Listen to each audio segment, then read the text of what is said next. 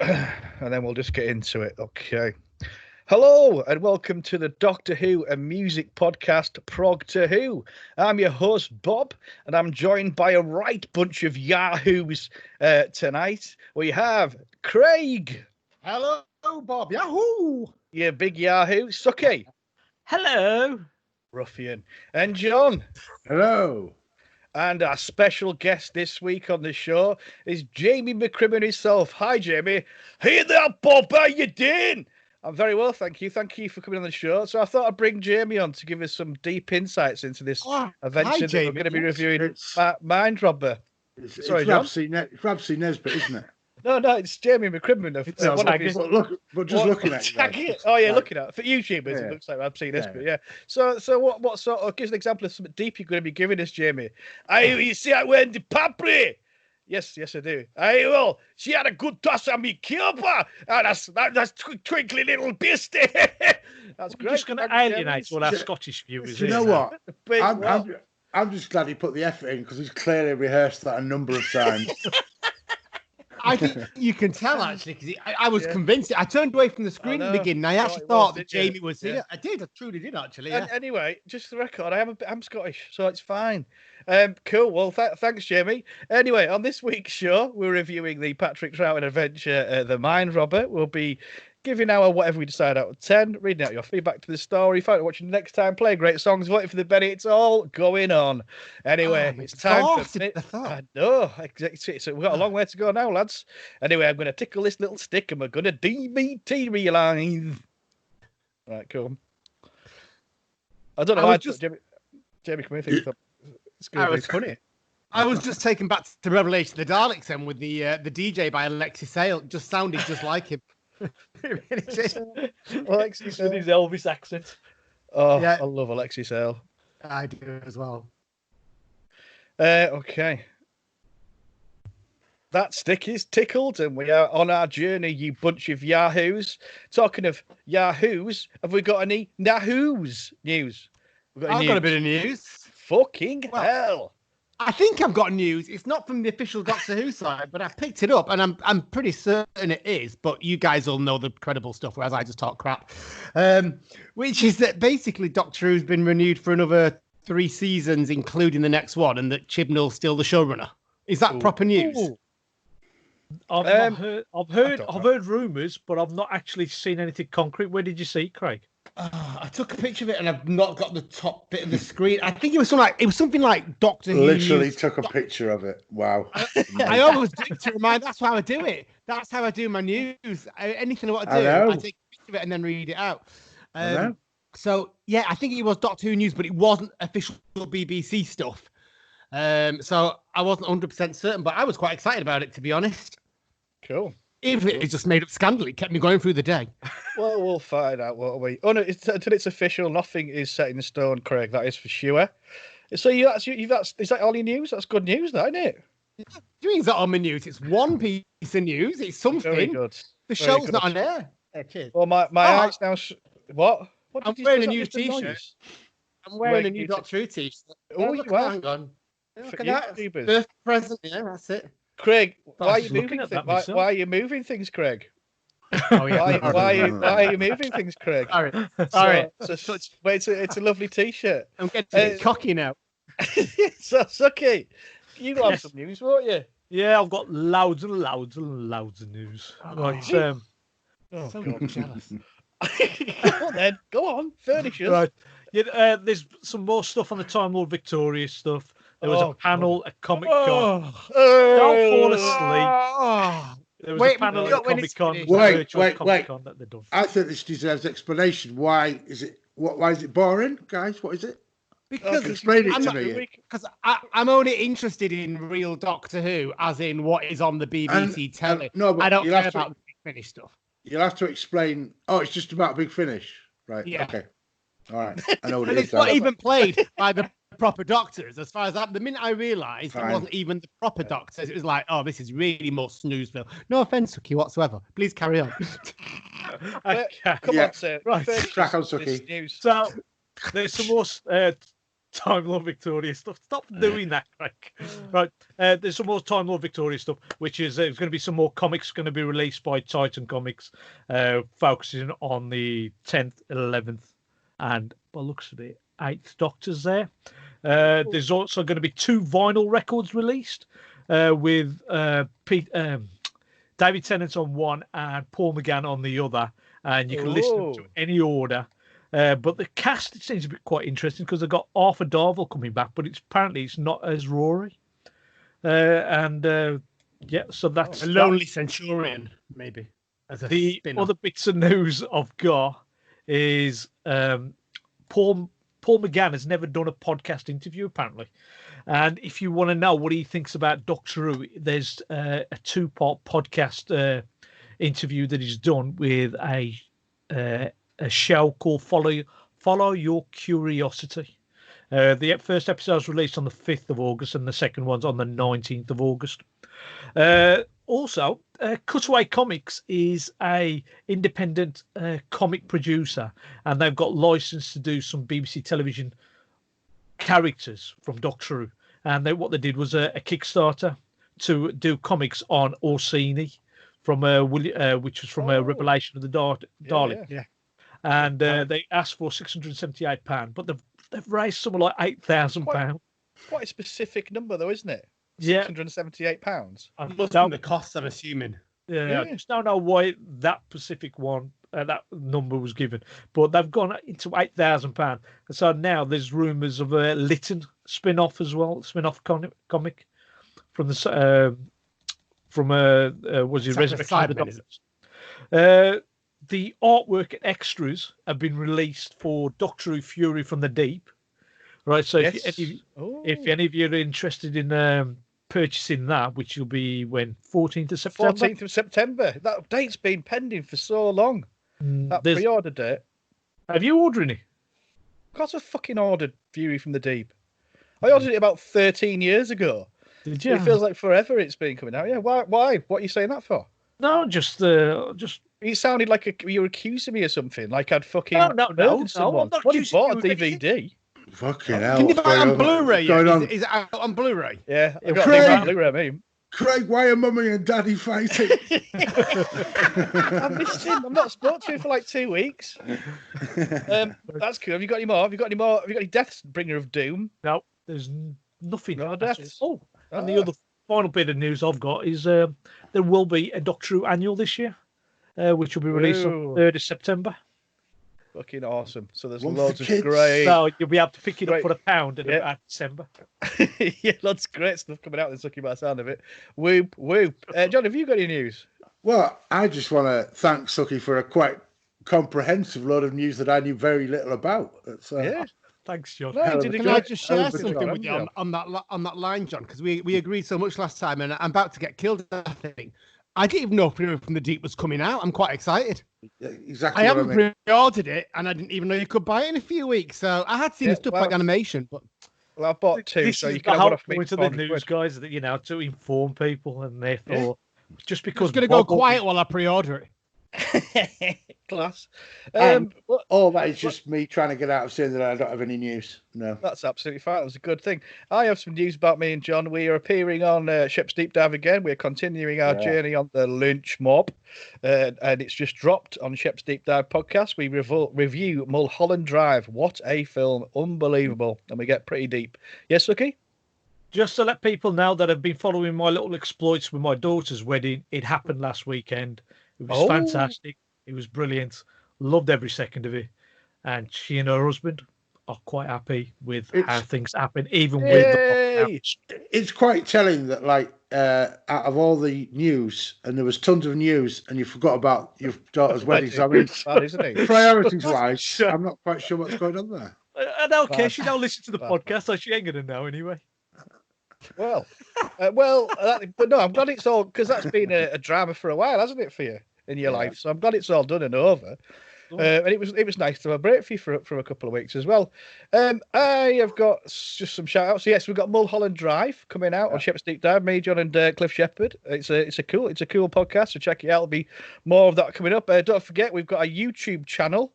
So go over to YouTube, just put in Progtor Who, and you'll find our channel. Subscribe, and you'll get to see the raw footage of us doing this podcast. It's always a delight.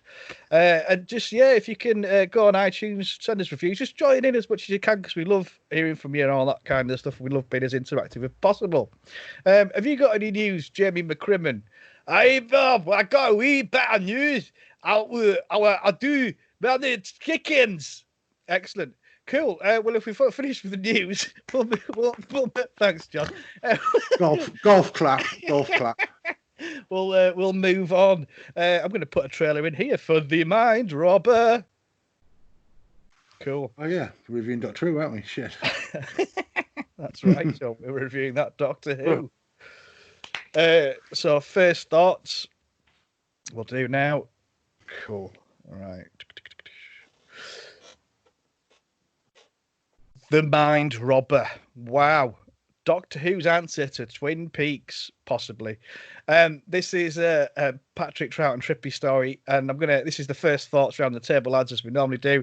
I'm gonna go first because I picked this, but there's 3 Doctor Who adventures that are particularly four that are particularly special to me.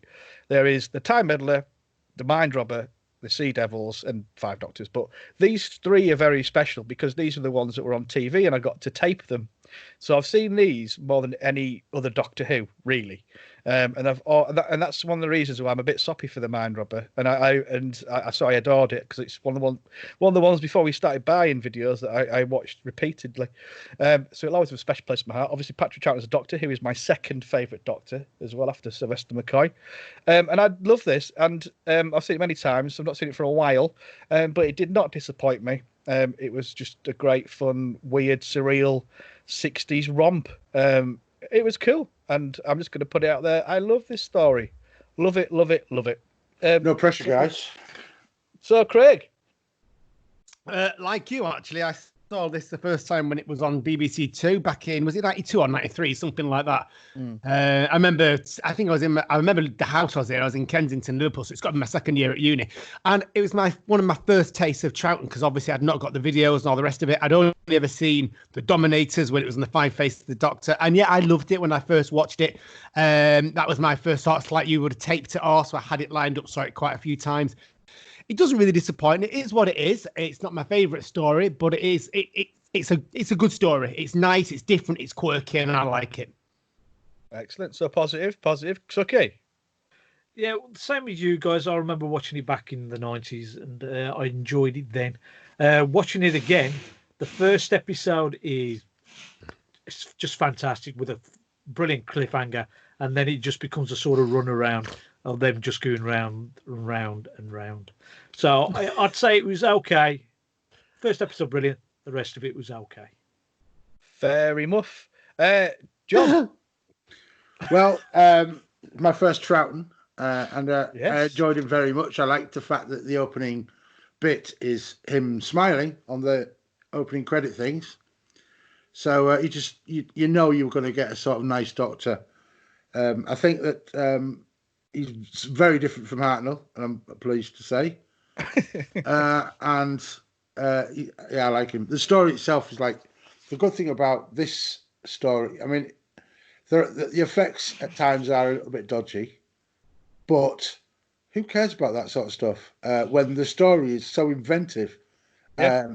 All the stuff about the fictional characters, the things they did, there's little tricks in there and little choices made, some directorial choices that are very, very interesting, and you can't help but admire that. So yeah, thumbs up from me.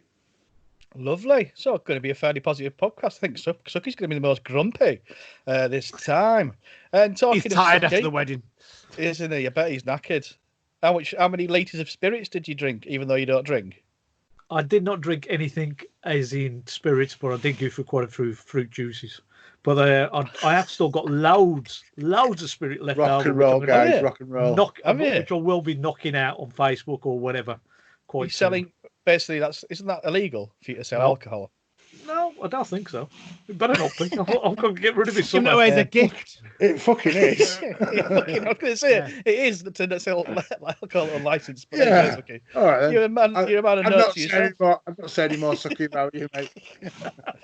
Anyway, let's detract by give us your song choice this week. It's time for our first song, and it's your choice, Suky, please. Right, okay. This is going to be interesting. All right, this is a bit of a tale now. When I came to pick my choice, I had a choice of about 3 or 4 songs, and I didn't want to pick Rick Wakeman and the English Rock Ensemble, which is a Red Planet, brand new. But I thought, no, I'll leave that. And then I was going to go with John Lennon, Imagine. But then I thought, I've already picked a John Lennon song last week. I didn't want to do that. And then I thought, Bucks Fizz, the Land of Make Believe, and I was going to pick that. And I thought, no, it's a bit too easy, and the guys are just going to rip into me, so I left it. And then I thought, well, just have a look at the chart, see what's there. And I thought, Taylor Swift, the number, and it's called One. And I thought, I'll pick that. And then, of course, I had a couple of comments suddenly appear on WhatsApp by the lads. Right, not me. I was either. I'm one of the girls. They've got their opinions, and so they sort of mentioned it in the WhatsApp, and I thought, I don't really need the hassle. So I picked another song, right, which was Pretenders, and didn't want to be this lonely from their new album, Hate for Sale. Oh, and lovely. Then Craig came on, and it says, don't let them bully you. Don't let them do this. Oh, for fuck's All right, sake. and they do it every time. So yeah, they stand up to them. Yeah, Bullies get away with it unless you challenge them. There's So- a reason. The bombshell no. and what? Honestly, I've got a really good reason, and it's because Suky's music choices are generally shit. I mean, we just start from that base point, and we're proven right pretty much week after week. This is what I get, crack on, yeah. but in written form on WhatsApp, right? So, so I thought, but then Craig said this little thing, and he put, "I'll stand by you," and I thought, "I'll stand by you" by the Pretenders. Right, and I thought that's great. That is, I'll pick that instead. So this is what I'm doing: is I'm picking "I'll Stand by You" by the Pretenders, and this is for Craig for just bigging me up in that little WhatsApp there. So thank you, my darling. This is for you. Fucking hell, that was an explanation, wasn't it? Mutual love club, this isn't it? Well, anyway, this is whatever Suky said. I switched off halfway through. It was going on forever. I'm gonna switch off in a second. So, I'm professing my love for Craig, and what are you doing? You're just flipping into me again. Did you notice that? Did you listen to the last week's podcast? The check this out, Progtor Who podcast. Now, it says with the wedding and everything, I've just way beyond everything. Cool. Nothing. What have you done? Absolutely nothing. Oh yeah, so why mention it then? Just asking if you didn't listen to it. Oh no, I'm just flipping heck. What have you done? I'm dyslexic, so I messed up your song choice, maybe. Oh, But you'll hear it.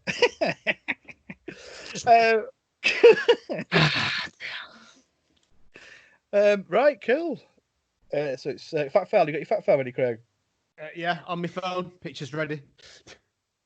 Okay, now I'll tell you what's great idea putting it where on. Woof.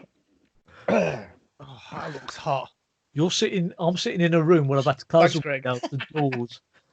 Yeah. I'm just sweltering. Excellent. Let's stop bitching in the morning and let's get on with it. Right, come on. Okay. And that was something Suky picked. What was it again, Suky? I'm gonna flipping knock your head off. when I come up to wherever, I just knock you out. Cool. Right. What was the song? This was "I'll Stand by You" by the Pretenders, and that was for Craig.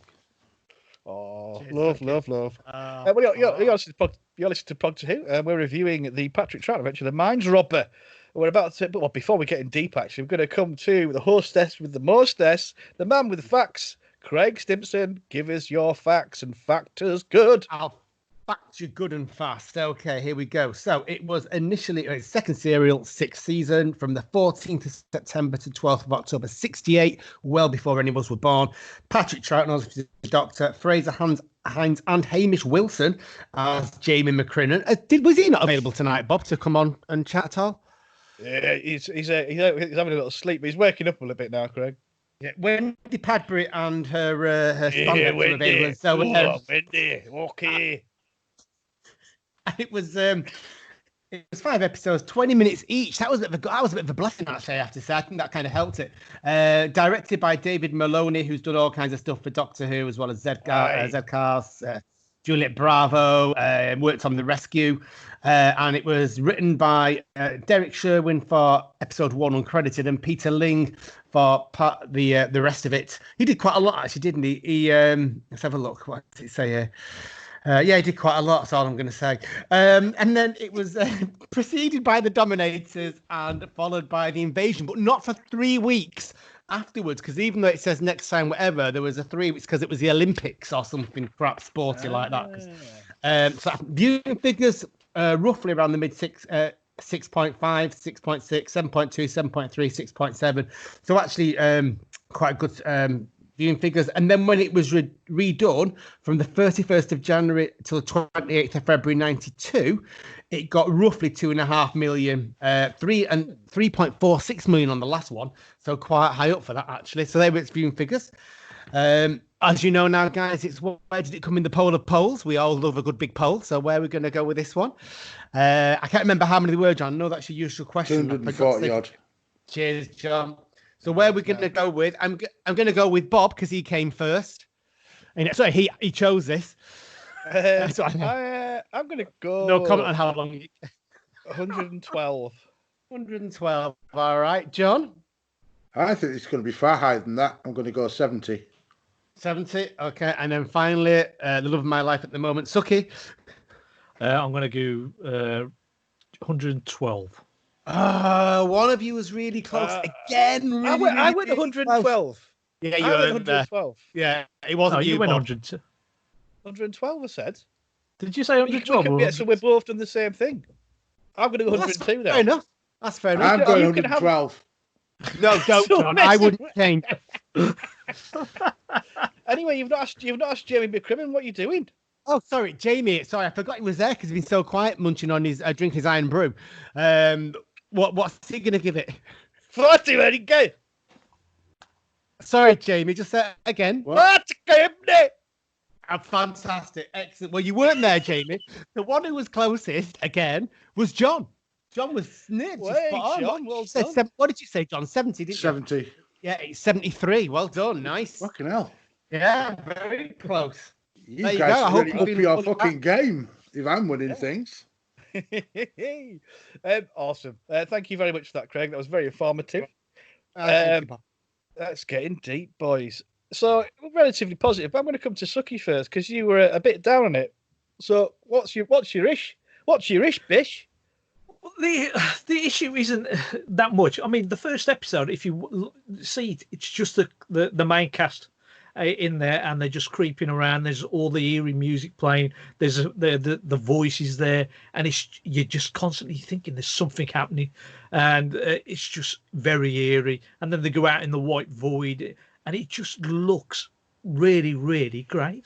And then it has that great, fantastic cliffhanger of the TARDIS exploding, and the TARDIS console just spinning around with Zoe and Jamie on it. You just think the following episode is going to be get better. Now, the first episode, again, it just sets everything up, and it's slowly getting everything into place. But then it seems to repeat it for the third episode and the fourth episode before it kicks in for the fifth. In that they're just going around meeting different literary figures, or sometimes even the same literary figure in Gulliver, and it just gets a bit samey. So I was enjoying it up to a point, and then once I realised they're just repeating things, it just wound me down a bit. But I do like the character of the Master towards the end, when he's playing like a small child, like a small child in an old man's body, and then when he is being possessed by whatever's controlling the Master, he just becomes, with his voice, he just becomes a bit more evil. And I just think he was a better, he was fantastic during that. Sorry, Suky, I remember when it was on and they said the Master, like called him the Master, and I was like, oh my God, because I've not seen a lot of Doctor Who, whatever. I'd not seen this one, and I didn't know the Master didn't come out till Delgado. So I was a bit like, oh my God, we're going to see the Master in a Trout episode. I didn't know that was happening. So that sort of blew my mind a little bit when they said that. Yeah, same with me. I mean, it was like, I knew there was a Delgado that started it off. I didn't know whether this was him because he spent a lot of time in each episode just looking at the back of his head, like. Yeah, and I think that probably I should have known by now that this was far too early, a black and white one. But yeah, it was still a good episode. I think it was still a good series, a good story, all in all. I think the problem that we had with like those robots looked a bit ropey, and there were the effects sometimes didn't seem to match up with what it was expecting to do. But I'm just going to say that's what I mean. But all those elements, like Suky was saying, that all those elements are fine, but the story is supposed to support that, and it does that really well. But as you say, in the middle, it repeats. It does the same trick twice. Yeah, and 3 and 4 that's a dip, but it's not bad. It's not like those scenes were completely losable, like they were rubbish at all. They were still good fun, But so and maybe this was 4 that they tried to stretch out to 5. Maybe, I don't know. No, it was going to be because it was going to be a 4-parter because the Dominators, which was before it was meant to be 6, it was 5. Hence, Derek Sherwin wrote that first episode, which I think is very brilliant. There was Derek Sherwin, who was script editor, Terence Dix, and Peter Ring. They were the guys that sort of started Crossroads, wrote Crossroads. That was their thing. And I think, John, if you had to listen to a few of Peter Ring's things, you'd be quite keen on what he sort of says, because this is why he did this story. He's very much about the dream world and this kind of thing, and it's interesting. So Twin Peaks, when he says what he says, you're like, Twin Peaks? Honestly, like it's quite, he's quite an astute dude, which is why he got given this story to do. I kind of I saw those parallels just in some of the, like I said, it was some of the interesting concepts that they went through that really sort of piqued my interest and like, yeah, that's always good, and that's very creative. That's really creative. It's like it's not just a regular generic action XYZ thing. It was linear, but it had kind of non-existence, and it had all the concepts of what happens to fiction. It was a very meta thing as well. Yeah, it speaks about Doctor being not being fiction. A real life character. That's an interesting thing to do. I mean, that's an additional layer to this story that makes it more interesting to me. That's why I rate it quite highly. Yeah, when I was watching it, I was like, because obviously, I've just if you don't know, I've just done Twin Peaks all the way through, and I've started again, and it's the most incredible TV show I've ever seen. But it's the first time I've watched The Mind Robber, and we got him, lads. We got him. Hook, line, and sinker. It was just sort of had that tinge of it. Obviously, Twin Peaks is years later, but I just love that, like John's saying, the metaphor, the dream world, the fiction, and history, the difference between them, and all this kind of stuff. So I think I didn't see the repetition of plot or story. I just saw it as the next part of the journey, and a development of a character kind of thing. I think it's really clever as well when Fraser Hines came down with the chicken pox. Yeah, the chicken. Oh, pox. Is that why? That's a great, yes. creative way to deal with that. Brilliant. Yeah, he came down with it. He was staying. It's quite a lot of his family who was staying together there when his nephew and nieces were there. And his cousin was there. His cousin's in this as well. He's one of the robots, the one that chases him up the mountain as he's going to Rapunzel. But yeah, so he got chickenpox. Hence, they did the whole. I mean, it's quite you couldn't do this. It's a weird thing. We said this about the greatest show in the galaxy. You couldn't have done what they did with any of the story. It's same here. It's a big problem on the main cast. He's scripted and he's a big part of it. That this story gave them the opportunity to do it, and it's cool. Because it's just one episode. Yeah, it's just very inventive, the way they managed to change it. As Bob says, you couldn't do it in most other stories because this is a land of fiction, even though it wasn't mentioned at the time in that second episode. All right, and it's just the way they managed to do it and bring in Ian, I can't remember what the actor, Hamish Wilson, in just to play for a couple of episodes. I thought it was fantastic way of for poor Fraser Hines' absence. Didn't that happen? Come on, Bob, sorry. No, I was going to say, is it Harold, what's he called? The guy that played Hamish Wilson. Hamish Wilson. He was on the DVD extras, and he was just really cool. And he said, like, everyone was just so supportive and lovely, because he'd come in, like, playing Jamie, who's the sort of main, one of the main characters and things. And he said they were just all so lovely to him. So Dave Maloney was lovely, the director, and Patrick and Wendy, and they just were fantastic with him, to get him through this thing. And he was cool. He was great. He had a very strong Glaswegian accent, and not the sort of British Broadcasting Corporation Scottish that he was that Fraser Hines did. But I just thought, yeah, it's cool and it's really brave and it's different and interesting, and it just goes to show you throw something at Doctor Who, they sort of imagine their way out of it. And as well at Doctor Who at this time, it was the people upstairs at the BBC didn't like it. They just but the passion of the people that made things like this happen, and it's just beautiful and creative, and I love it. Do you think kids, when they were watching it back then, fully got everything? Or did you think that people maybe watched it mainly for the kind of surface story, not the kind of... I think what they've done to kids is, I'd like to think anything it's more subtle than your genuine, baddie and, Yeah, but what I like to think is, when Doctor Who does the historic stories in science and things like that, is that kids go off and look into that particular subject. And I think there's quite a lot of cool fiction here to go off and look at, Gulliver's Travels. The Gulliver's an explorer of unknown worlds, just like the Doctor is, and things like that. I think it's quite a nice thing for kids to go, I'll try that. It's all good sort of strong fiction, like D'Artagnan, the Three Musketeers, and all that kind of thing. Craig, sorry, you wanted to say something? Well, just what you said before, it was very much what you said. The kids would have related to it very easily. I would have thought Gulliver's Travels. Then you had Rapunzel, the Rabbits, children's stories, toy soldiers. It was something that was easy. The Unicorn. It was all something very accessible. I don't necessarily think they would have got the whole kind of the stories being written, and that is the whole kind of fear factor that at any point one of them can be eliminated or written out. But I think they would certainly have appreciated it, as these are lots of different monsters basically to them running around. And then some better realised than others. But you had so much, didn't you? You had the classical Greek mythology with Medusa, then you had the classic stuff with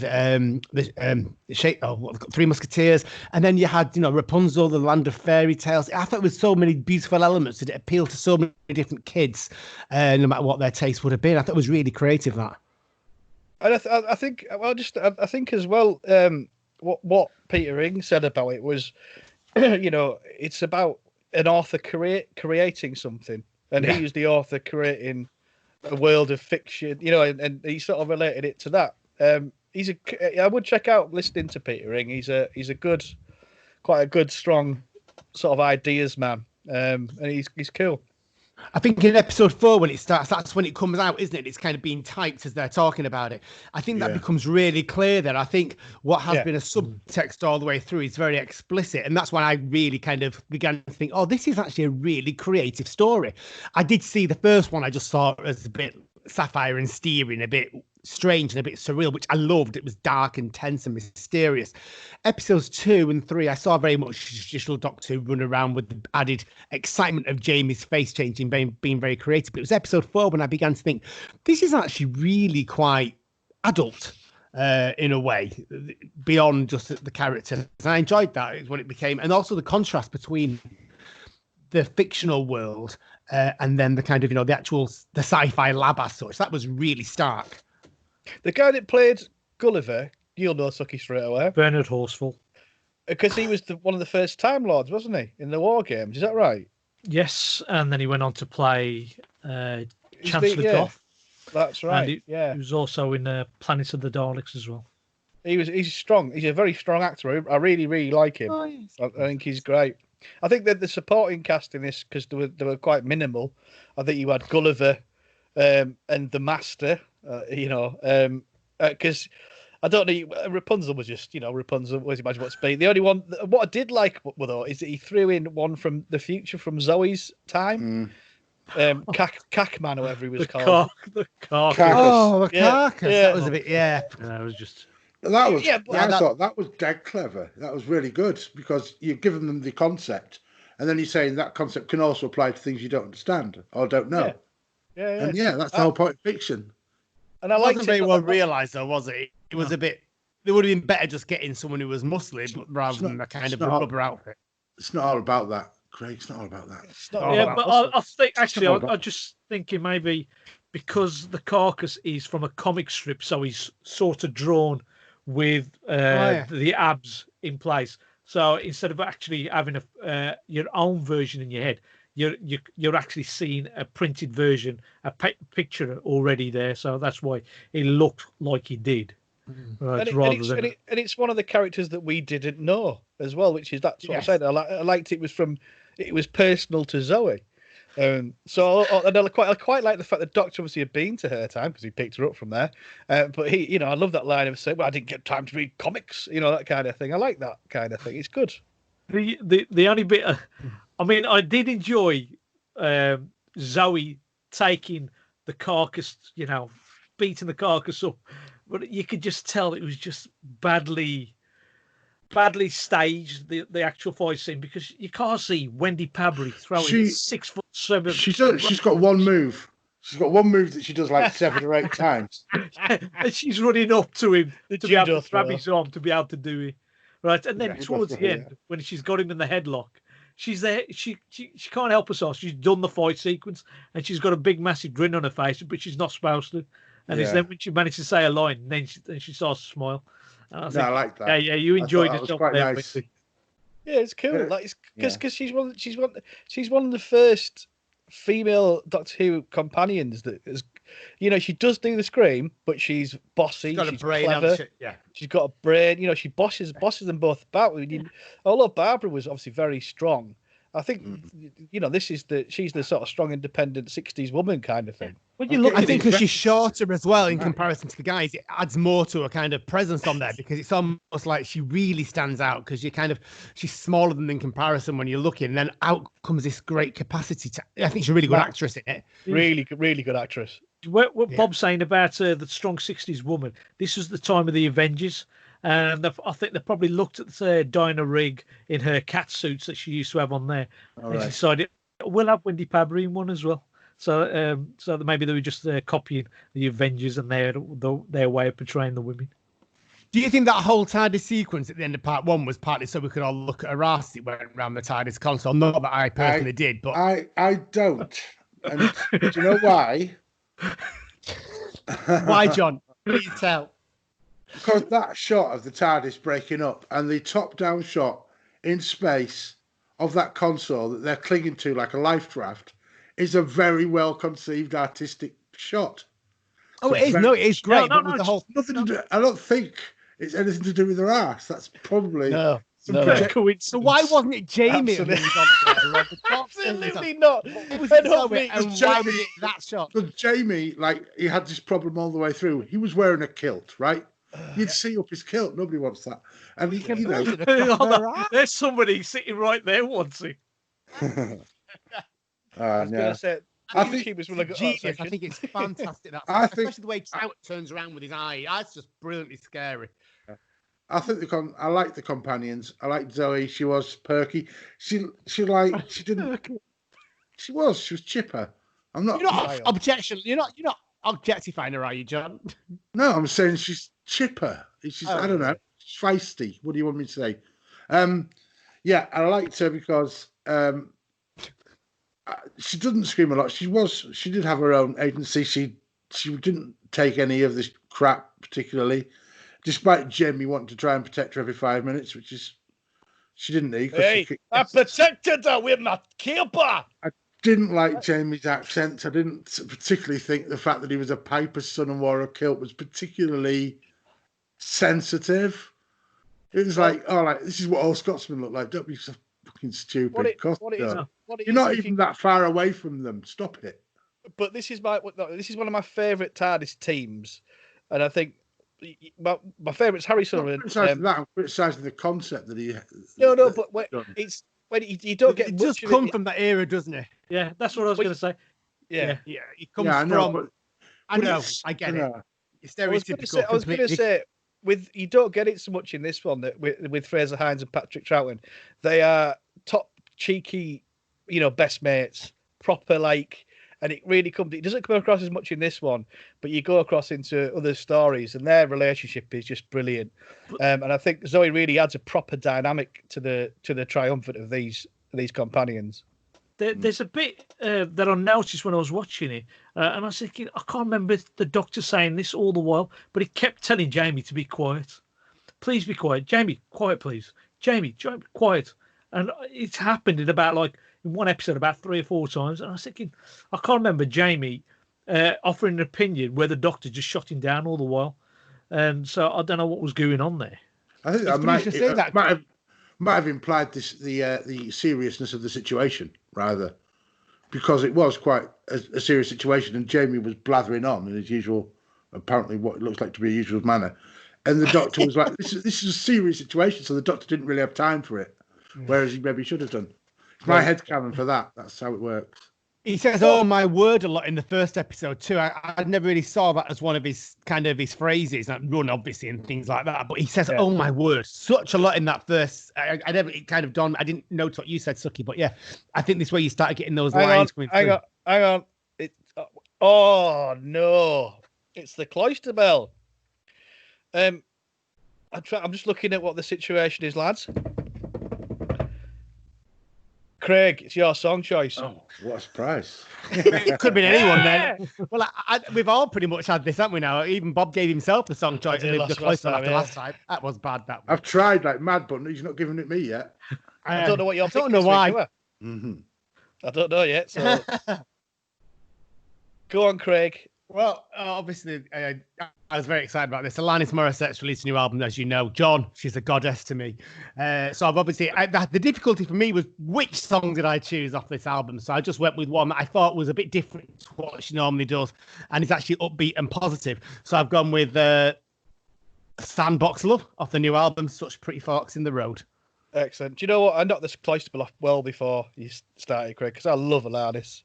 So good man. Yeah, it was just a knee-jerk reaction. I can only apologise. Yeah, so here is just God, following the crowd. Here is God herself. Indeed. Dogma. She's amazing. Oh, does she? Yeah, she plays God in Dogma. Sorry to ruin it for everyone that's not seen Dogma, but she does. Like it. Lovely. So on. I'm going to put a fan on just for a minute. Yeah. Oh, fucking hell. It's not that warm here. No, I'm okay here, actually. I usually really suffer, but not today. I'm suffering too. Must be the beards, Suky. That's what it is. It might be. John's got a bit of a beard there, and I don't count clearly. Shut up, Craig. I wasn't meaning that. Abuse. Right, hold on, lads. I'm going to pop to the loo. I'll be back. Right. Yeah. Oh, I'm going to do the same. I was thinking about it, but if I do it, the chances are the microphone could go funny. I'm going to try it. I need to do it. I won't touch anything. Fucking hell, Craig. Oh dear. Oh no. So you're right, Suky? I'm okay, mate. Yeah, everything went all right. Yes, everything did go okay. The wedding itself was on the Saturday. We had like a pre-party thing on the Wednesday, Friday. We managed to put a marquee up in the back. We had immediate family in, and everybody had a great time. And then the wedding itself just went a couple of glitches, but most of it went without a hitch. I sent you a Facebook link. I know. I watched some of it. I watched that. I loved the sideways up. Well, no, I love the hurdy-gurdy guys and with the tablas as well. All right. They're hurdy-gurdies, what they were the guys who were playing. Yeah, it's like an organ, like. Yeah, hurdy-gurdy. That's what it's called, isn't it? I don't know, mate. I don't think. Yeah. We just call it a badger. Well, anyway, that sounded great. I love that. With loads of reverb and stuff. It sounded mint. And everyone just, it looked cool. Just everyone having a great time. Everyone looks so good. Everyone's proper come for do, haven't they? There's, it's the actual the Gurdwara inside the Gurdwara, we had to social distance. They expected us. They wanted us to wear masks, but we says, look, we're all one immediate family, basically. We ain't going to be wearing a mask. I know we should do, but because we're all one family, right? We weren't going to, especially for the cameras as well, right? We didn't want to ruin this for Raju, my daughter. And says, look, we ain't wearing the mask inside. And fair play to them, they let us in. We did the wedding, just sat there, and it just went without a hitch. Normally, if it had been a normal wedding, that good one would have been packed. It would have been, everybody you'd have to struggle to find a seat, like, basically. But because they were only allowing 30 people in, and 4 of them had to be the photographers and the cameramen. Right, we had to cut it down to the bare minimum. Bare minimum. It's just, but Well, she had a great time. That's the main thing. They had a good time, and it's all done, innit? So it's awesome. Yeah, all done, all out of the way. I'm now financially broke, but that's the way it goes. I bet the food was amazing. Did you do me a doggy bag? Did you want a doggy bag? Yeah, they say because we finished it all off. I'll tell you what happened. I'll tell you. There's my mum, right? She likes to cook. There's a picture of there's a little video on Instagram of me just stirring. Look at Craig sneaking in. Yeah, are you still there, Craig? I'm trying not to touch anything. Still working at the moment. But our mum, right? She gone and got a little stove, like gas stove, with a big full gas canister, right? And we still got that gas canister downstairs because she says if you take it back to the gas people, right, they'll just take all that whatever's left in there and they'll still charge you, right? So she's determined. So every day this week she's been cooking us meals in the garage. Amazing. Oh, Suky, I'm going to come down again and fucking eat some awesome food. Come down, man. Come down. I'm going to wear what they're called, them pyjamas. Yeah. For the YouTubers, I've actually got one on. You can't see it, but tough. I've actually got one on. Really nice, comfortable. Well, sexy. You missed that. Give us a twirl. No, don't Get your dick out for the... Anyway, let's start with this podcast. Everyone all right? We call Progtor Who then, wouldn't it? Sorry. My voice is suffering quite badly, so I'll try not to speak too much. Yeah, sounding fucking sexy, John. Let's do this. All right. Ooh. And that was a song from Craig by the goddess or god that is Alanis Morissette. What was it called, Craig? It was called Sandbox Love. Sandbox Love. You're listening to Progtor Who, and we are reviewing the Patrick Troughton adventure, The Mind Robber. We're sort of getting in, we have been getting in deep with this, and it's kind of positive, and it's a weird one. I'm going to say this: Doctor Who, we do make excuses for the, for it. The stories are always good. I'm just going to knock my fan off that I forgot to do. The stories are always good, but this one we're talking about. Rather than saying, "Oh, that was shit," this monster, or this was shit, or that was shit, or whatever. There's a discussion of reasons why and rationale, and because this story is so very different from a lot of Doctor Who, you get that it's not an excuse. It's just there's rationale behind it, and I've enjoyed that aspect of it. There's a sonic mirror in it. Why did you have a mirror on him all the time? Is this something that he brings out in other stories, or did you happen to have a mirror? He just has big pockets and he pulls out loads of random shit all the time. It's great. All right, cool. All the doctors seem to have big pockets, and they always seem to pull stuff out of their pockets, just relevant for that story. I love it when they get caught up and they have to take everything out of the pockets. Yeah, full of shit. That's great. Yeah. What do we think about the actual effects on this, guys? Because I know it's set in the 60s, but I always come back to the Medusa and the Minotaur. Yeah. The rest, I love the toy soldiers. I think the toy soldiers are truly genius. And as for the robots, I think they're brilliant. Actually, they're really a bit sexy and a bit sci-fi and a bit great. But as for the Minotaur and the Medusa, particularly the Medusa, I do struggle with it. I know it's meant to be stone. You struggle what do you with think? Quite the opposite. Quite the opposite for me. It's stop animation. How creative have they been in a single episode, in a single story? John. Yeah. That's the amount of effort required to do that. There's no Does it work? I don't know if it works. Yeah. You need an imagination, though, don't you? So, but if you look at all these sort of high budget films, in the I didn't mean. By the way, I didn't mean that in a derogatory manner. I'm just saying. I don't when you're young, you don't worry about that sort of stuff. Is it because we're looking at it from the adult perspective? I'm not meaning so much to snakes, because the snakes will have cost them a fortune, but it's more just this, when you see the image of her standing still, that just doesn't work for me. It just looks a bit. She's supposed to be a statue anyway. She's supposed to. Right. When the actual snakes start moving around, that's the impressive part of that whole sequence. Yeah, and it doesn't work for me, but it's clever. You had films like Jason and the Argonauts and all that use this thing, and they were big budget films. It's a really clever and awesome thing. I loved it. I love the look of it, the aesthetic of it. Right. What I have you always heard, struggle with it, but you are right. No, I get it actually, because when I first wrote it down, I was like, "Oh, the Medusa's terrible." Then it's explained that it's a marble statue, and I kind of forgave it a bit. Then I saw the snakes. Oh, that looks really lame. Then I had to think, well, actually, that would have been really expensive at the time. And I did think about like Clash of the Titans and things like that. Maybe I'm just being harsh on it, guys. Maybe I might up it a little bit in my marks. What the Minotaur? You just maybe looking at it, as John says, through the eyes of watching all the CGI effects that we usually watch these. Yeah. It looks probably right. Looks a bit basic, but it's not. I think it's a fantastic piece of animation. As soon as we started doing reviews of really old Doctor Who, I told myself there was no point in questioning all these things because we're in the very early part of television making. This is very, very early on. Yeah. So you've got to forgive that stuff, I reckon. I think the Minotaur. I think the Minotaur cast a great shadow. Have you ever seen those? You ever seen those little dolls, the trolls? Yeah. Sticky up ear. That looked just like a troll, apart from it didn't have the sticky up ear and horns.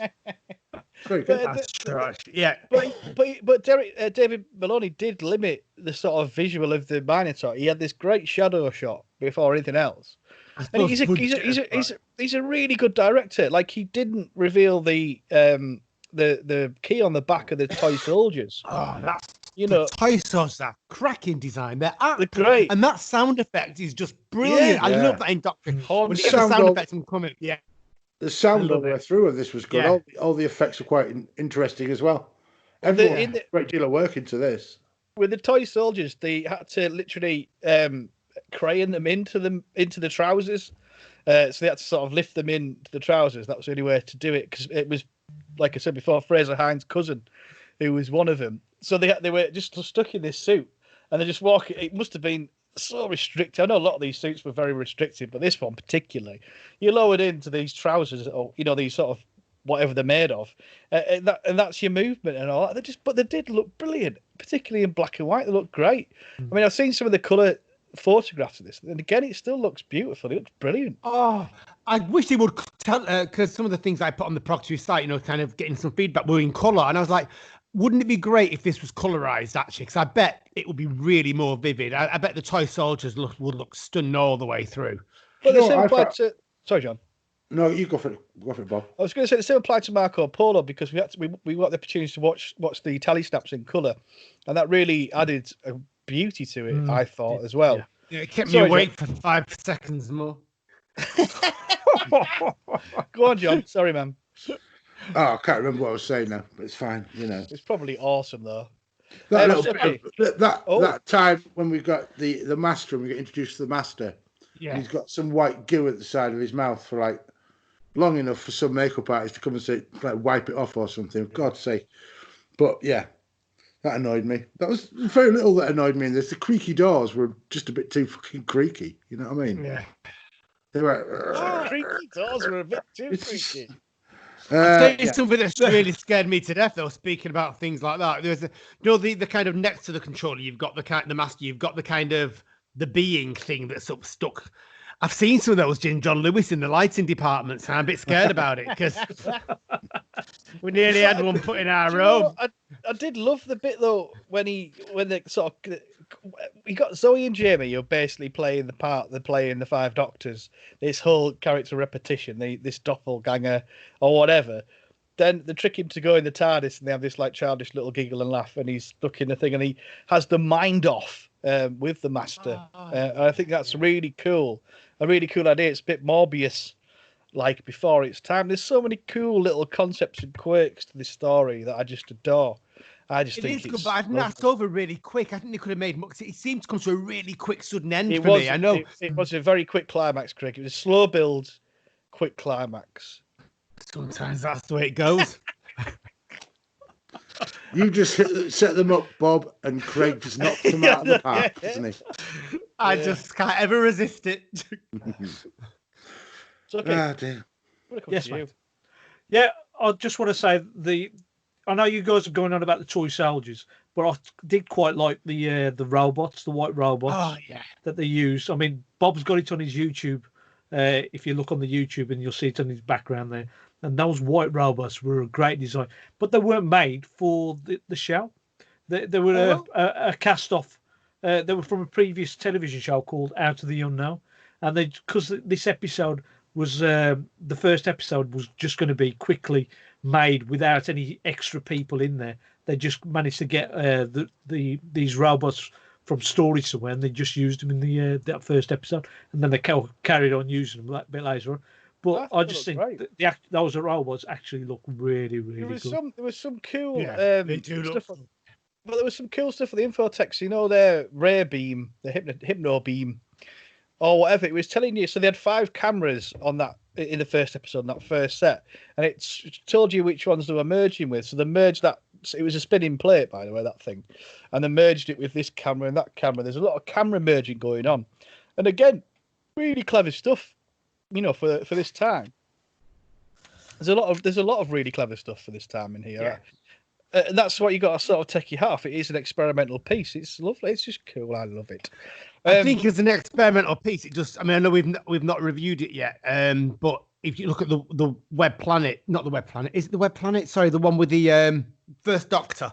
And it's got the flying wasps and things. It's not the Web Planet. It is. I mean, that was experimental, but this is far more successful in how it does it. I think it's a stronger story. So I was just thinking in terms of they were beginning to get experimental a little bit, and this just kind of does it for the first time for me in Doctor Who, the first experimental attempt at it. It's just creative. So I mean, I like the Rapunzel bit as well, because you got a bit of outside location shot, and Jamie found his rope. I have found a rope. Now you drag me up into the castle, and I have the wheel. I say. Cool. Thanks, Jamie, for that in-depth information. Her hair did look a bit bad, didn't it? It's fairy tale. That's the beauty of this. It's fairy tale, and it has to be this. I love it that it is that way. This fairy tale kind of. On it? And she used my kipper Timothy. She used my kipper Timothy. Do you get Poppy? Yes, I do. Thanks, Jamie. And then when Jamie's climbed up, she says, "You would keep tugging so." Right? What? Anything? Diddly, so yeah, Jamie concur with that as well. That's a lovely thing. Right, I'm going to go quick fire now. Suky, you first, please, my friend. Okay. The only thing I've got left is Zoe. Now, Zoe's got a memory. Her memory's supposed to be spot on. She knows things and remembers things all the while, but she's quite clumsy sometimes. And there's that little sequence where they just found Jamie. The doctor says there's like a beam across the door. It throws her across the room, throws her over it. And then what she does, a few minutes later, she just runs straight back through the beam and sets the alarms off. And I was thinking, for a girl that's supposed to have the memory of 3,000 elephants or whatever you'd like to say, right? She just very forgetful. Whoa. Am I missing something here? What was that part of the story, or was that like pre? It's pre there. She's kind of when she comes into the domination, she's an intellectual elite. How now? Make it quick. I'm not interested in the detail, but how do we get 3,000 fucking elephants? Why 3,000? You made that up. I just made that up. You got the memory. You making figures up like a Tory. You making figures up like a Tory government. What? Come on, Suky. We're interested in facts, not fiction. What the hell are we discussing? The land of fiction. So I've just made something up. Exactly. Good man. Very creative, Suky. Very creative. Crack on. That's it. That's the end of my notes. Awesome. Brilliant. Craig. I mentioned it before very briefly. I think it's got a really kind of quick, simple explanation. The way they come on and just press all those buttons is a little bit ridiculous for me. It kind of doesn't work. And I find the last episode a little bit not repetitious. Once the beginning bit when they're fighting the muscle man, that just kind of didn't work in the same way. But overall, yeah, nothing particular I've not already said. It reminded me a little bit of the greatest show in the galaxy in the sense of entertaining someone, and it was just that recurrent theme as I watched it. Probably because we reviewed that one last time. That's it from me, I think. Yeah, that's everything. Cool. John. Oh, so one last thing in my notes. When Jamie, you said he's got his cousin before, the robot that was kind of the toy soldier that's climbing up after the rocks after it. How the hell, right? He climbs up to that first boulder, which he's clearly looked up at, and he gets the boulder and goes, "Oh my God, there's much more above me." How does he not know that before he actually starts climbing? Because he's not going to look just up to that level. I found that a little bit ridiculous. He's looking behind him at the robot chasing him. Yeah, but he's got to look up to know where to put his hands. Well, he's Unless clever, it's isn't he? I fucking know where I put my hands. John, have you got anything left in the tank there, my friend? Yeah, why the fuck was Jamie using a knife to clear away cobwebs? What sort of idiot does that? Scottish. Yeah, fair enough. The Von Trapp. Who were the Von Trapp family kids? Who were they? What? Oh God, I forgot about them. They were No, ridiculous, weren't they? They are based. They're based on something of the time. No, but I was wondering what is it based on. But you know, Is it that story of the I railway can't kids? remember. No, it wasn't. No, it wasn't. I can't remember. It said in the info text. Is it but I the can't Waltons remember. or something like that? No, it's just a group of creepy, weird little kids, isn't it? Fucking creepy little kids fucking scare me, and they scare me. Yeah.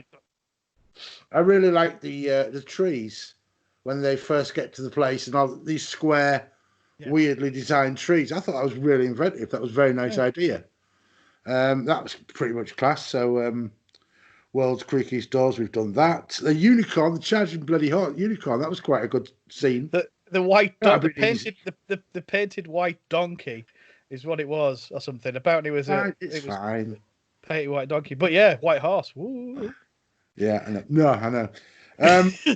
Yeah, and when Jamie and Zoe are trapped in the book and it's closing, and Jamie says, just to be clear, it's closing, or rather, says, it's closing. And like, is what he's trying to say. That, Jamie. We already know we're watching it. That's the kind of idea that like writers who are thinking in terms of written word rather than the screen sometimes do. Just seemed a bit out. Yeah. But yeah, that's it.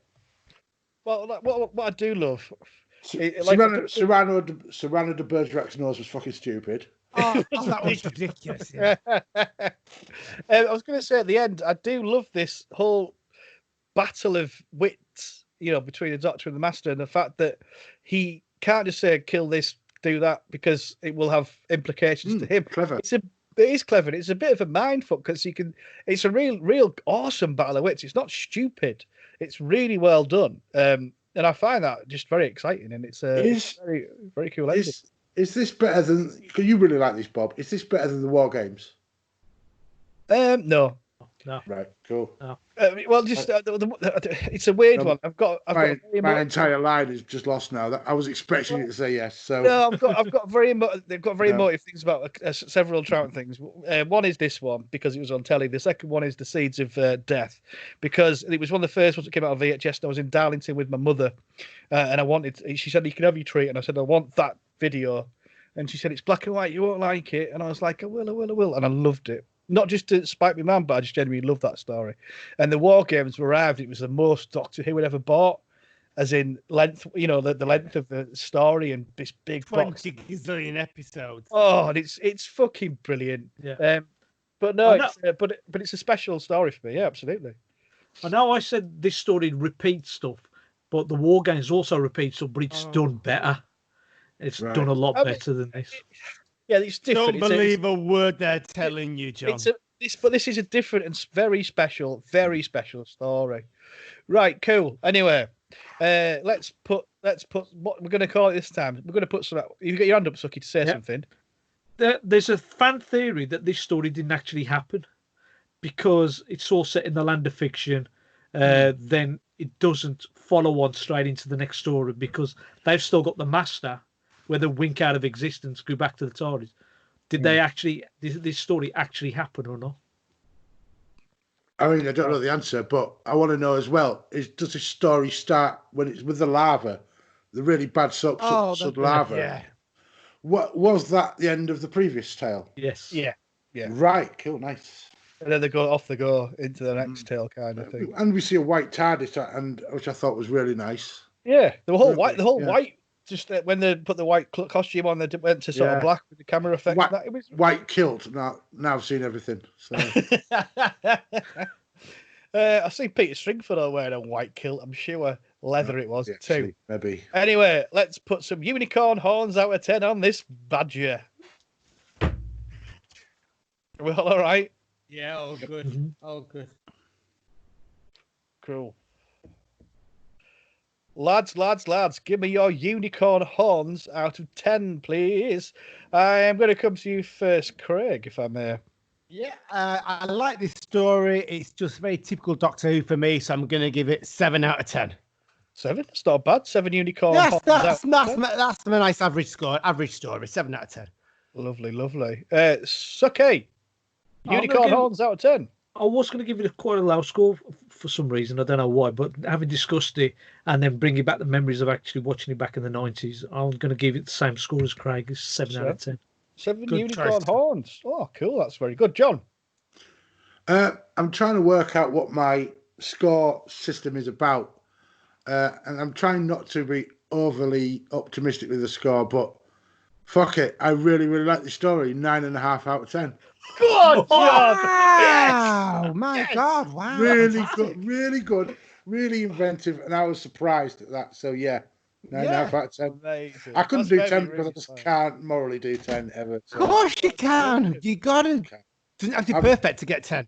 I've got my internal fucking mechanisms for this, Craig. We can't mess with it. Wow. Okay. 9.5 unicorns out. How many unicorn of those horns out of 10. points did you give for that backdrop behind you?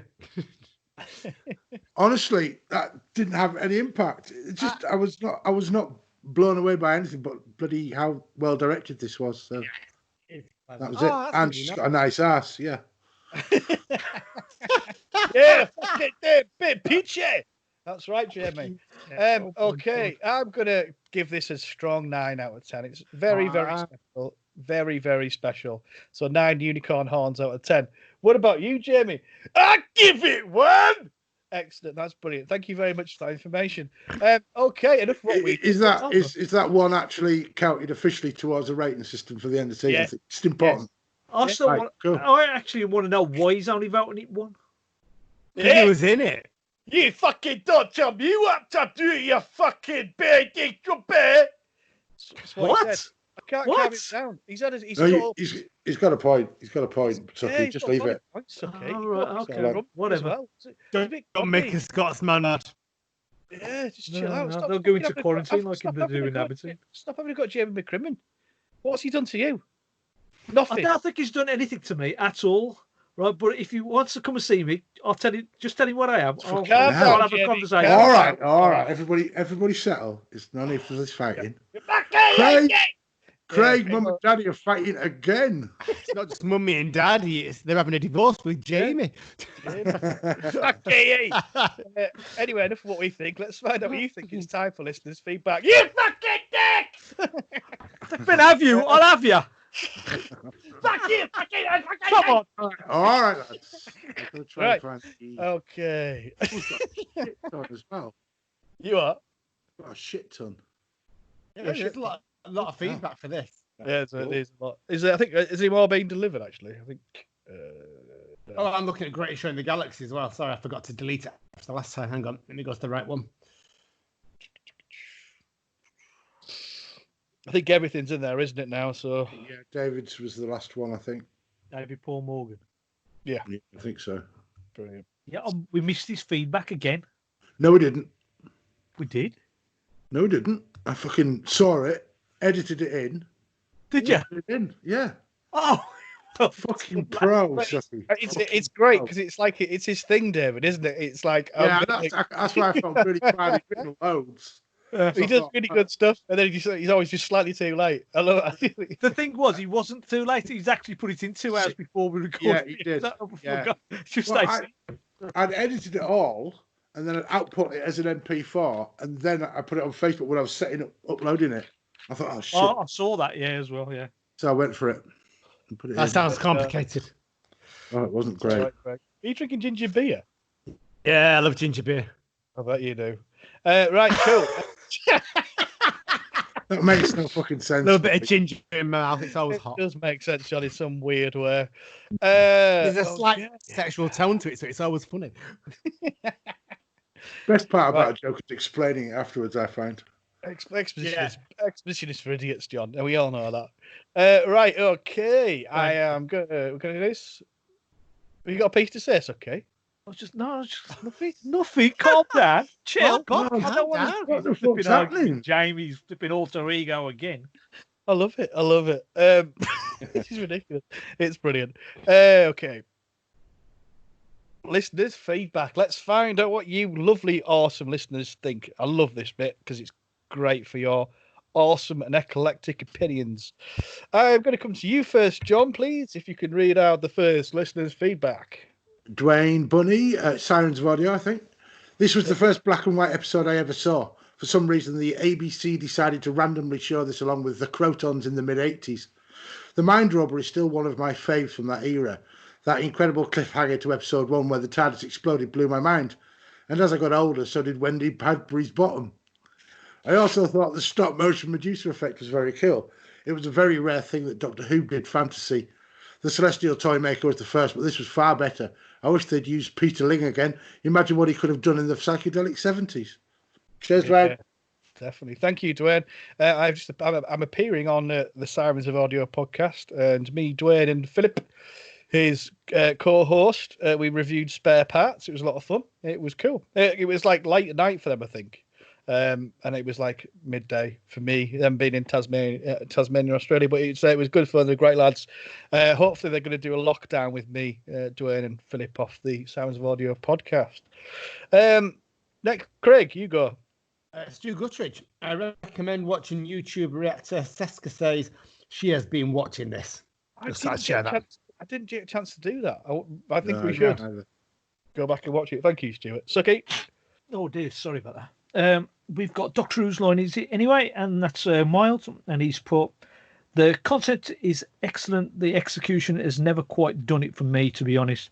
It also feels incredibly dated because of the choice of literary characters, in the same way that the Celestial Toymaker does with the toys and games. The carcass didn't really work either, but on the plus side, Troughton is superb, the white robots are a nice design, and Hamish Wilson was better than Fraser Hines at times. And Zoe's arse. So 6 out of 10. Lovely. Thanks a lot, Miles. We've got Human Palindrome, Mark Cockram from the Nerdology podcast and the new All of Time and Space podcast, which is now out, and I've subscribed to it. So please do check that out. Mark and Ian Martin, great set of lads. Me and Craig got the pleasure of doing the Reign of Terror, didn't we? We did indeed. It was a really fantastic story to watch, especially. Yeah, it was lovely chatting with the guys, but as to watching Reign of Terror, that's a different matter. Yeah, but they're top lads, so definitely please check that out. They're going all the way through Doctor Who. So Mark says, a truly surreal first episode with some memorable and iconic imagery. Not just Zoe's shapely bottom. And then there's the Master, but probably not the one you're expecting. Back to you, John. Steve Powell says, a bonkers combination of Sunday afternoon drama, a dark gothic fairy tale, and a Lewis Carroll. Plus, Zoe looks pretty awesome draped across that TARDIS console in that sparkly catsuit. That's reflective, isn't it? I've seen a pattern here, guys. I've seen a pattern. So is this a chance we get to see which of our listeners are actually male and gay, because they won't mention their ass? I think even the gay ones are just saying it, Craig, just to put you off the scent. Fair, I am a little bit enthralled by the picture behind John's head. So, it's quite perky.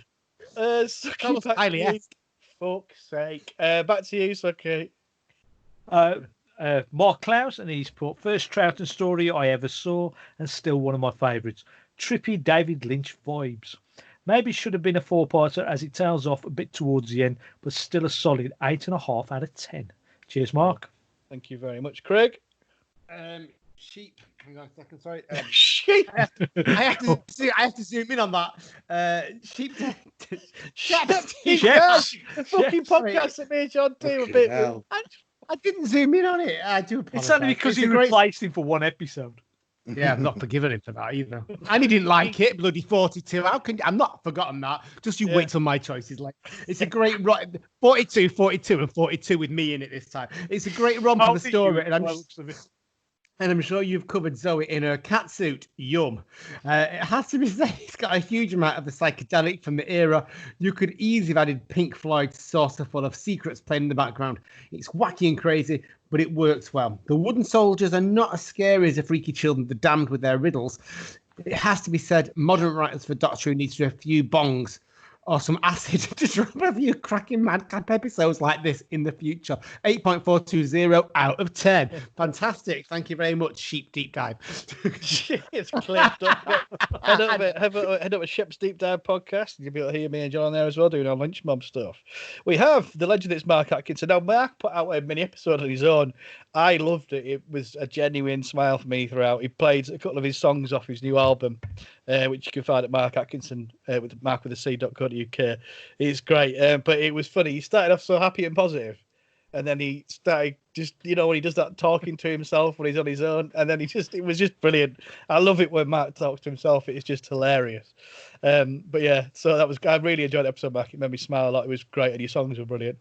Anyway, The Mind Robber is a story that I've always quite enjoyed since I first saw it in the early 90s on VHS.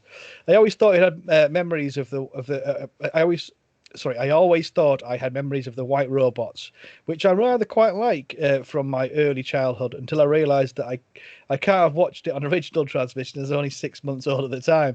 My memories of the white robots must have come from seeing them in the Radio Times 10th Anniversary magazine that I know I had consumed back in 1973. I think it's quite a childish idea of what Doctor Who could be. It's quite simply written, and not all of it works. The Carcass is hilarious. His comic strip must have been about him being beaten up by girls every week. Otherwise, so he defeat him makes no sense. Troughton is great. However, the idea behind the story is sound enough and could really work well if revisited today. I love episode 1, one's white nothingness, and the idea that the whole story never really happened. Remember, the next story, The Invasion, just starts with no reference to it. But it's one scene that sticks out in my memory for me, and I continue to enjoy every time I watch this story. That moment when the TARDIS explodes and we get a lovely shot of the spinning console, and so is Peachy Bottom. It's a strong 7.5 out of 10 from me. Thank you, Mark. John. Daniel Winterbottom Stanley says Doctor Who at its absolute best. Thank you, Daniel. Thank you. Back to you, Suky.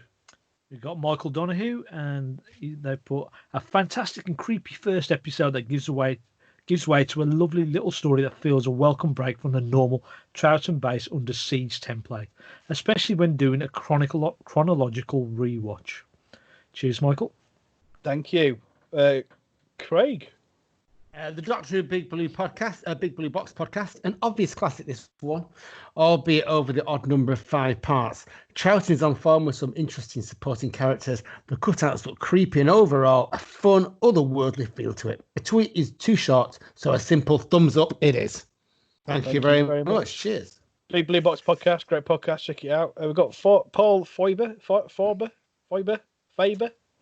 Sorry, Paul, I'm a bit rubbish. But anyways, at Wordsmith Paul on Twitter.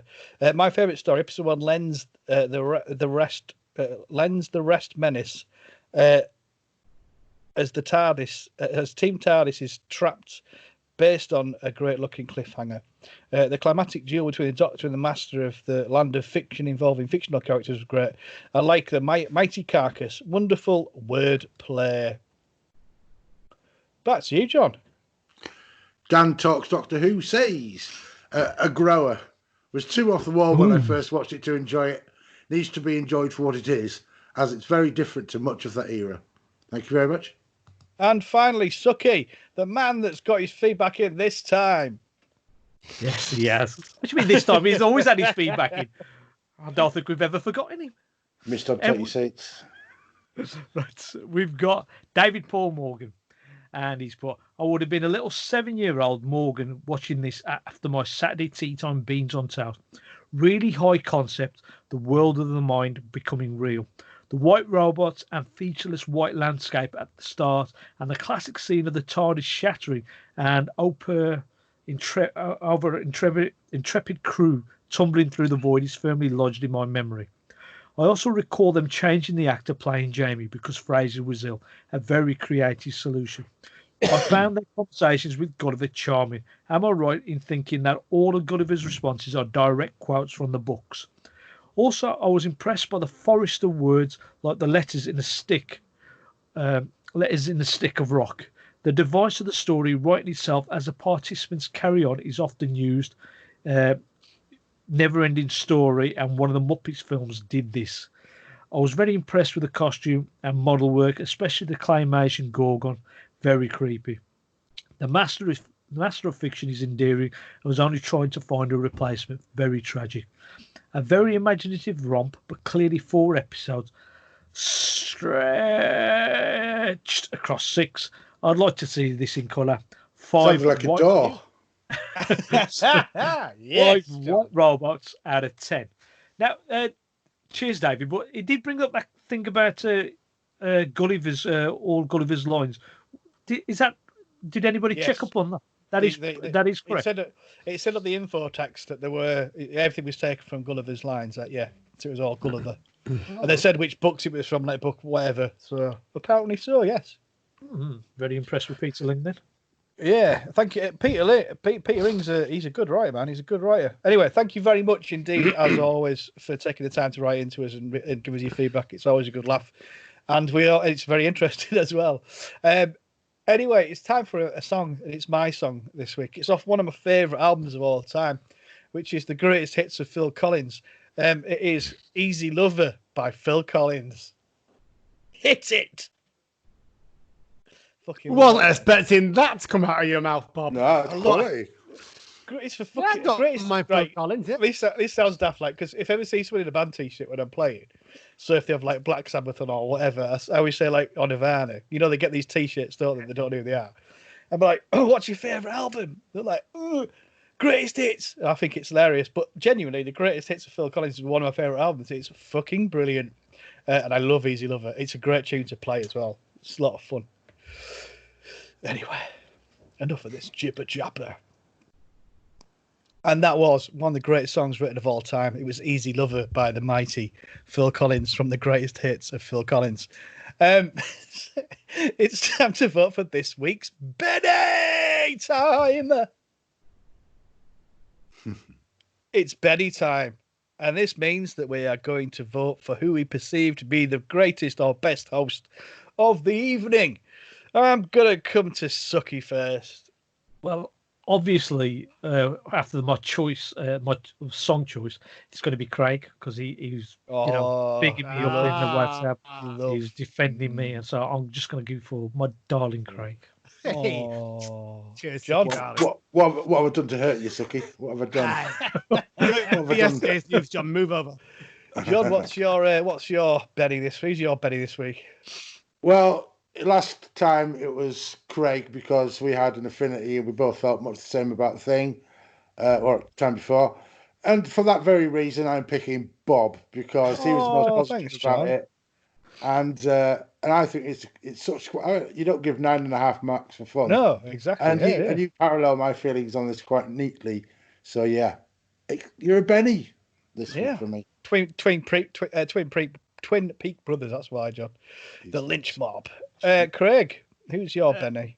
Well, for a reason that's already been given, I've got to go with Suky, because he needed standing by before, and I'm not accepting his ridicule of bad music. I've had it for about 5 or 6 years. It just wears you down, Suky. Hold into life. Don't let it get you down.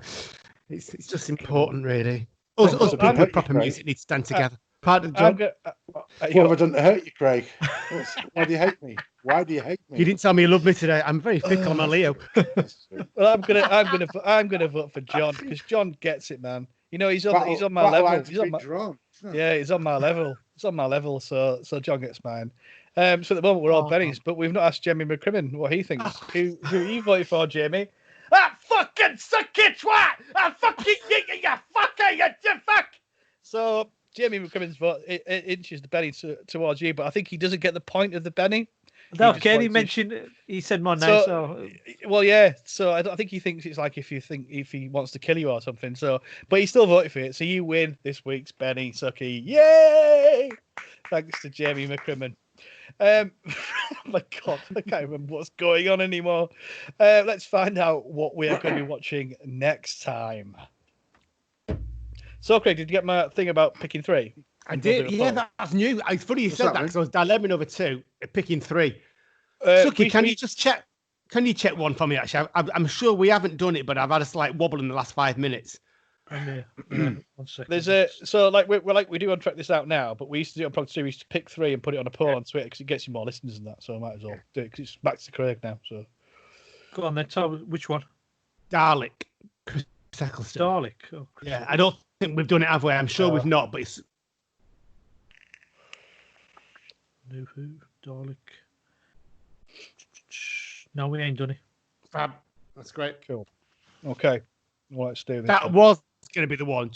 I was torn between 2, this and one that's still in there. So I was actually quite glad you took the. Have you got decision 3 off. then? Have you got 3? Yeah. Yeah, I've got. Yeah. Right. And okay.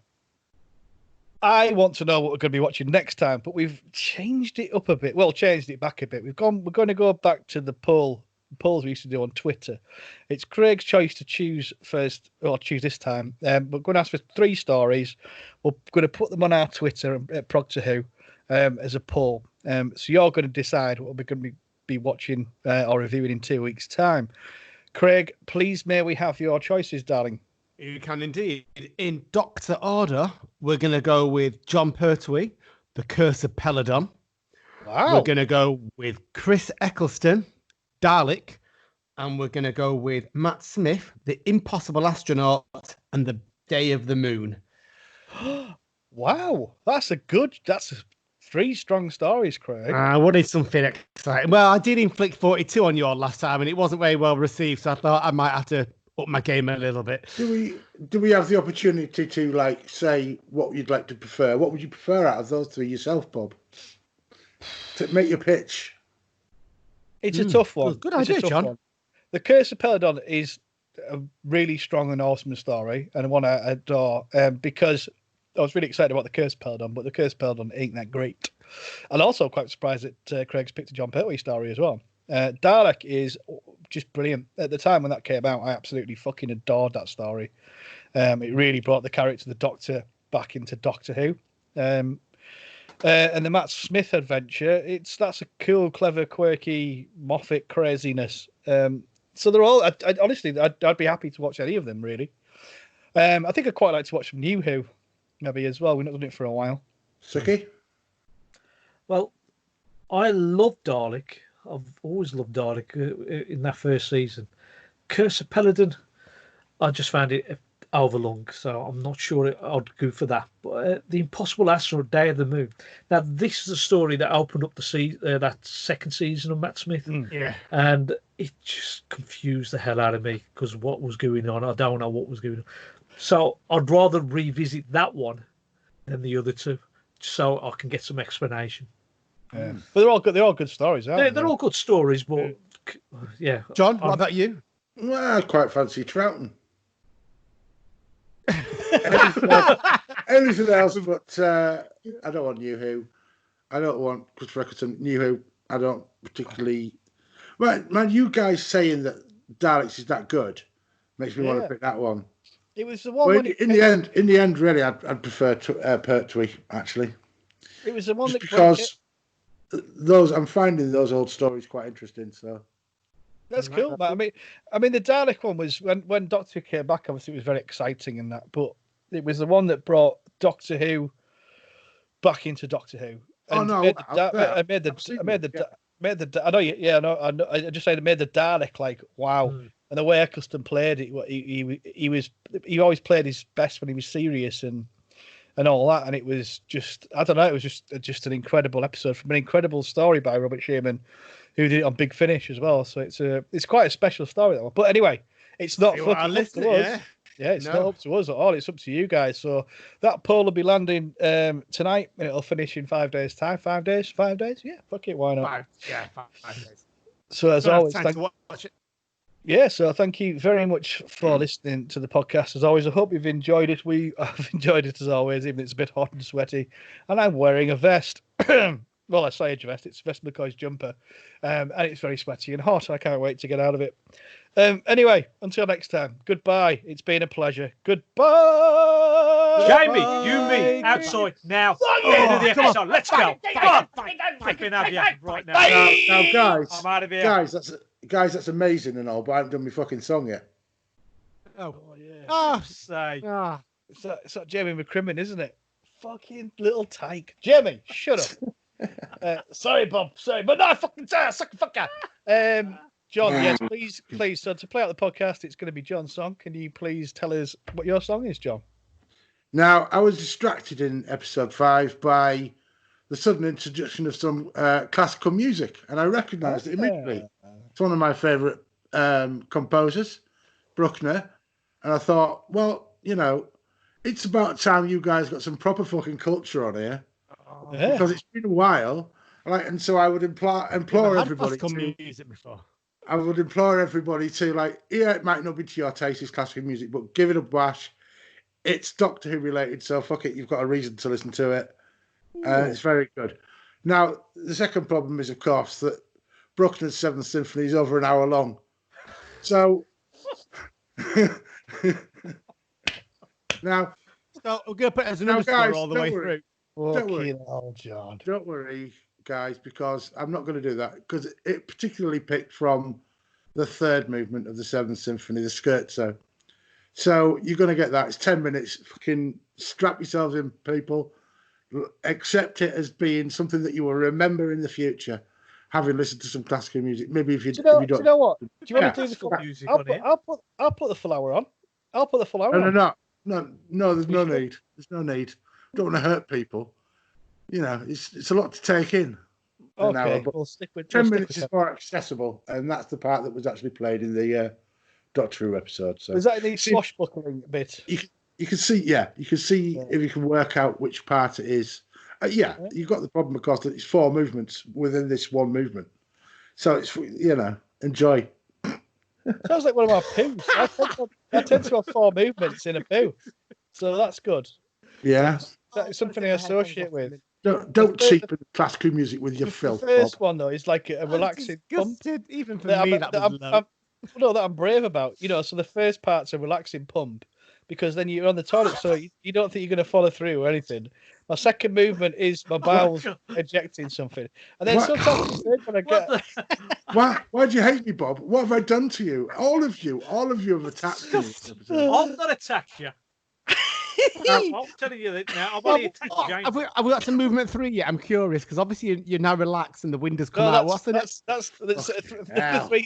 Number 3 is the surprises that you don't quite expect.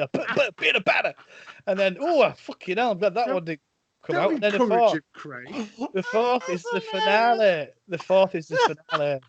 Mega the opening stretch. And if I don't get to the 4th movement, I'm angry. I need the 4th movement to know I'm fully extracted of shite. Talking shite. Anyway, what's this called again, John? Oh my God, this isn't the podcast, isn't it? Oh, it's hilarious. It's the fucking podcast. I was actually in the podcast. Oh God, that's disgusting. I do apologise, listeners. Right. What's it called? It's Bruckner's 7th Symphony, 3rd movement, Scherzo. Sounds like my big surprises. Cool. Anyway, thank you for listening. Bye. I'm off for a shit. That's hilarious. Oh, it was so funny. I'm stopping recording. You bastard. I'm